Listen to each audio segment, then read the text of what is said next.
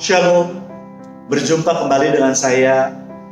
Sebelum kita memulai pemberitaan firman Tuhan pada pagi hari ini, pada kesempatan yang baik ini, saya ingin mengucapkan baik terima kasih kepada jemaat Tuhan yang terkasih yang telah terus mendukung channel YouTube saya ini dengan cara menyebarkan atau men-share video saya, atau sekedar memberikan tanda suka atau like, atau bahkan mereka yang sudah menekan tombol subscribe ataupun lonceng.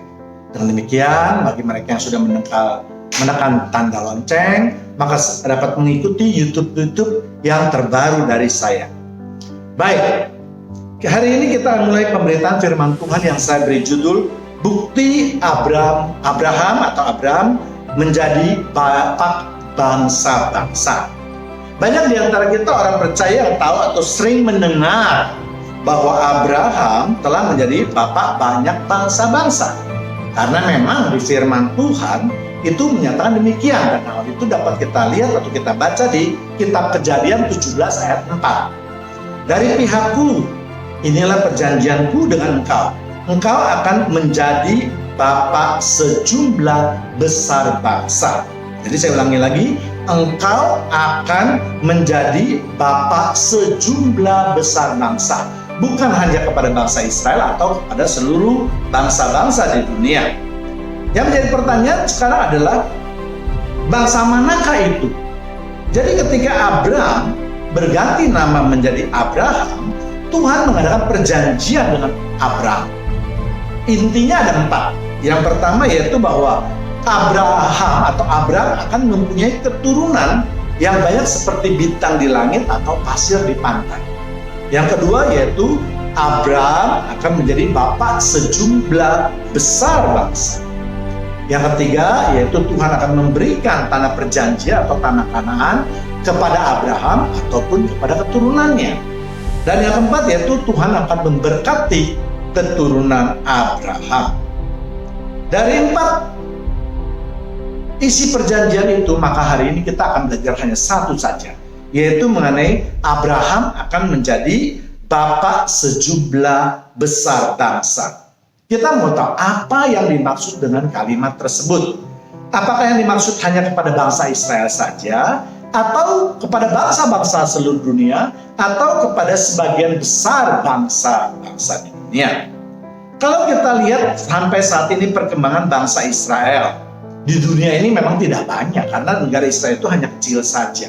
Jadi kalau dibandingkan bangsa Israel saat ini dengan penduduk dunia yang sampai miliaran ini, tentu tidak sebanding. Artinya bangsa Israel itu terlalu kecil. Artinya juga berarti firman Tuhan tidak atau belum mungkin digenapi kalau hanya untuk kepada bangsa Israel saja. Karena yang tadi saya katakan bahwa bangsa Israel itu terlalu sedikit. Namun kita lihat karena kalimat firman Tuhan itu berjanji kepada keturunan Abraham, tentu yang dimaksud bukan hanya keturunan dari Yakub saja, tetapi kepada semua keturunan Abraham. Juga bukan kepada seluruh bangsa-bangsa di dunia, karena sebelum Abraham lahir, ada beberapa generasi di atasnya untuk mencapai kepada Nuh. Tetapi ini juga keturunan Abraham, dan inilah yang akan menjadi bangsa-bangsa lain. Karena firman Tuhan tadi yang saya katakan berlaku untuk Abraham, maka kita akan melihat asal-usul dari keturunan Abraham saja.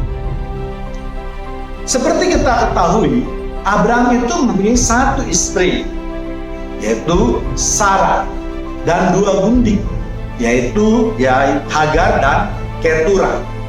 Namun seringkali baik untuk Hagar maupun Keturah itu sering juga ditulis sebagai istri daripada Abraham.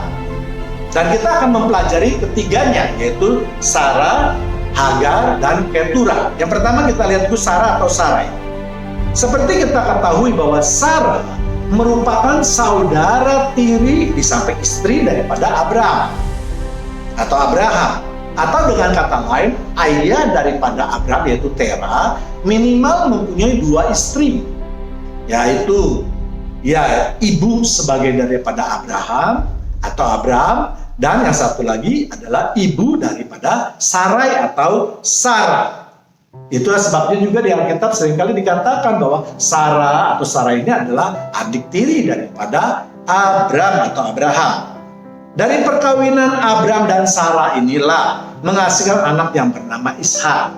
Kemudian Ishak mempunyai dua anak lagi, yaitu Esau dan Yakub. Dan dari Yakub inilah yang akan nanti menghasilkan 12 suku bangsa di Israel. Namun jika kita tarik ke belakang untuk mendapatkan asal-usul daripada Sarah, sebenarnya nenek moyang Sarah ini juga berasal dari keturunan Nuh, yaitu dari Sem, karena dia juga merupakan keturunan daripada Terah, ayah daripada Abraham. Mengapa saya tarik ke zaman Nuh? Karena pada zaman Nuh itu semua bangsa-bangsa di dunia ini di luar daripada keluarga Nuh itu sudah dimusnahkan atau dibinasakan dengan air bah. Jadi keturunan manusia di bumi ini sebenarnya adalah hanya dari keturunan Nuh saja, yaitu yang berasal daripada Sem, Ham, dan Yafet. Dan kita ketahui bahwa keturunan Sem menyebar di antara Jazirah Arab sekarang ini. Sedangkan keturunan daripada Ham itu kebanyakan mendiami benua Afrika.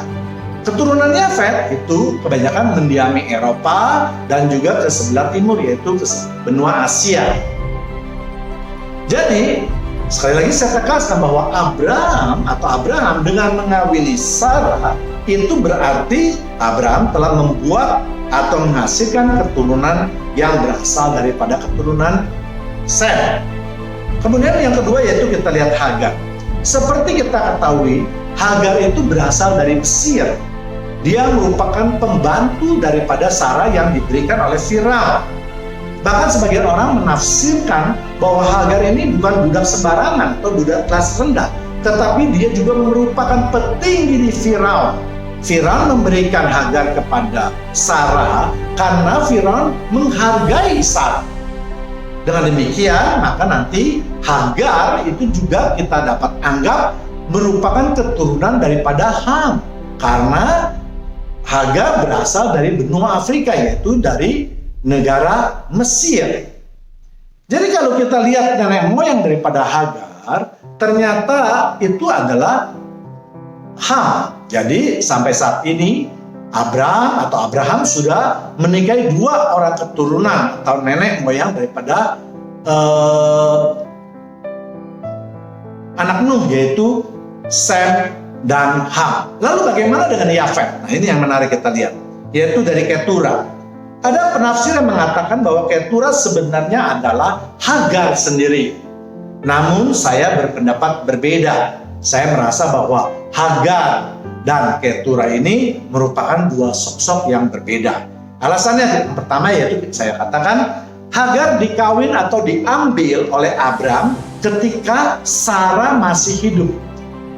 Sedangkan Ketura diambil oleh Abraham ketika Sarah sudah mati. Dan ini dapat kita lihat di kitab Kejadian 16 di ayat 3. Jadi Sarai, istri Abram itu mengambil Hagar, hambanya, seorang Mesir, yakni ketika Abram telah 10 tahun tinggal di tanah Kanaan, lalu memberikannya kepada Abram, suaminya, untuk menjadi istrinya.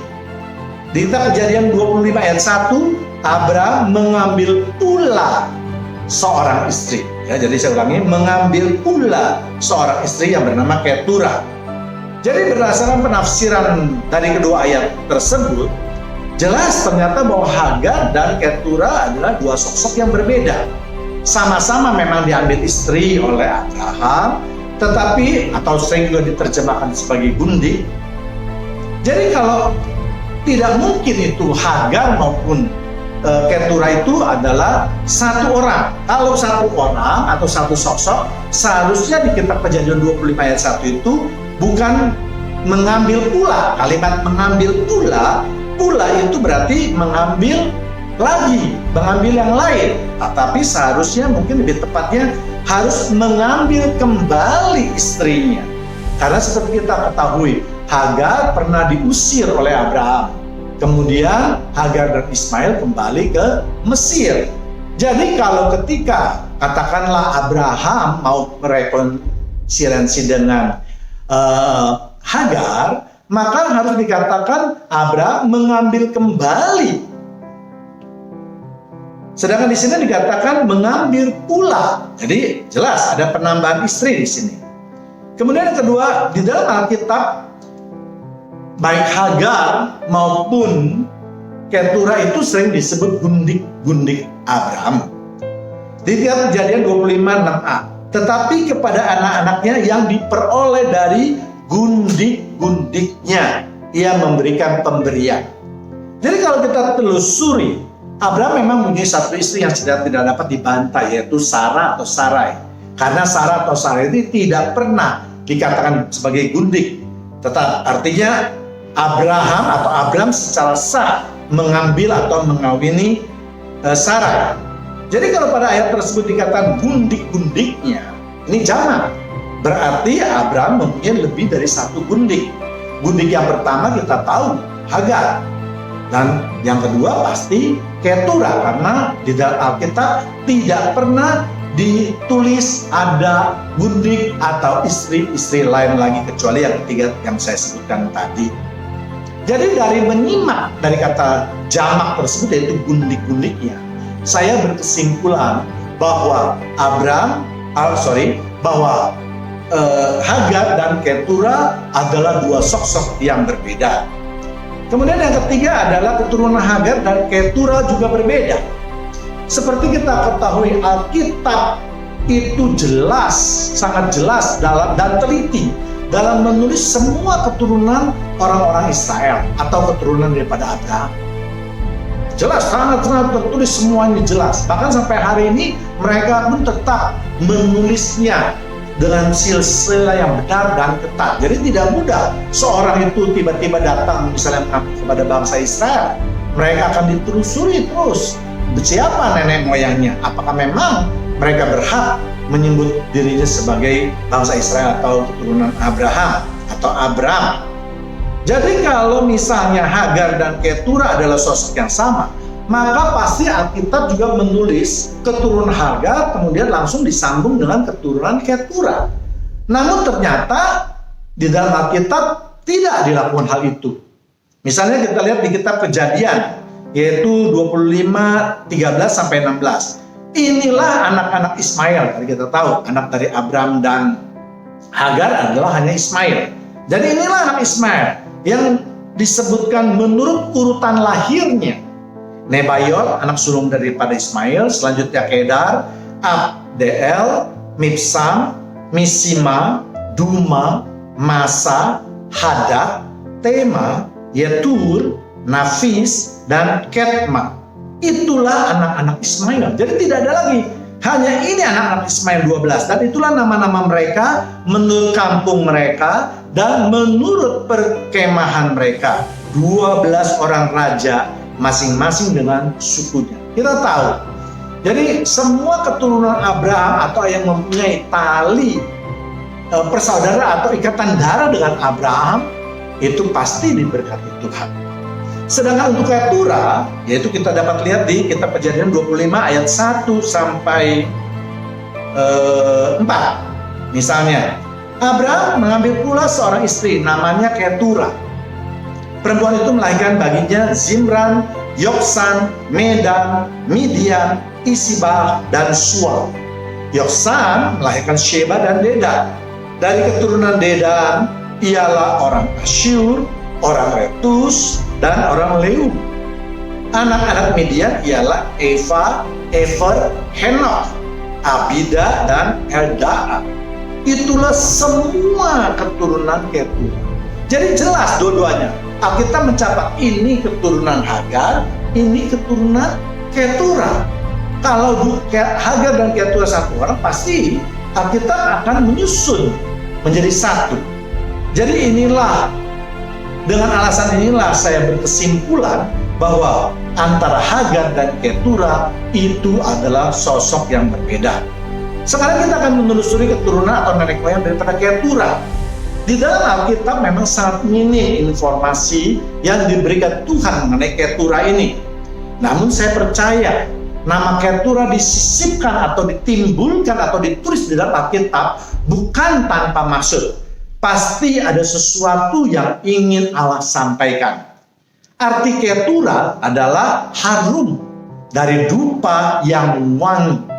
Harum dari dupa yang wangi. Jadi harumnya itu bukan dari yang lain-lain, dari bunga misalnya atau dari yang lain, tetapi harum dari dupa yang wangi. Tadi kita sudah membahas mengenai keturunan Sem dan Ham. Sekarang kita akan membahas keturunan daripada Yafet. Tadi saya sudah katakan bahwa kebaikan turunan Yafet itu akan berpencar atau lari ke bagian timur, yaitu ke bagian Asia.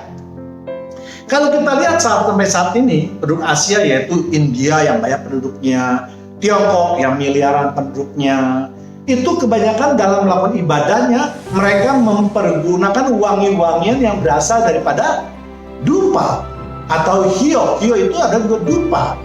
Demikian juga dengan Korea, Jepang, itu sebagian juga memakai dupa. Kemudian untuk Indonesia, Malaysia, dan lain-lainnya, mereka juga dalam melaksanakan kegiatan keagamaannya atau ibadahnya juga banyak melakukan wangi-wangian yang berupa kemenyan. Jadi kalau kita boleh menarik kesimpulan, sebagian besar penduduk Asia di dalam melakukan ritual keagamaannya itu memakai dupa sebagai wangi-wangian yang menyenangkan hati Tuhannya. Dan memang kalau kita telusuri atau kita pelajari lebih dalam, ternyata memang berbagai agama yang di Asia itu, baik agama Hindu, Konghucu, dan seterusnya, itu berakar daripada agama Kristen. Misalnya, mereka semua itu mengakui bahwa Tuhan itu Esa.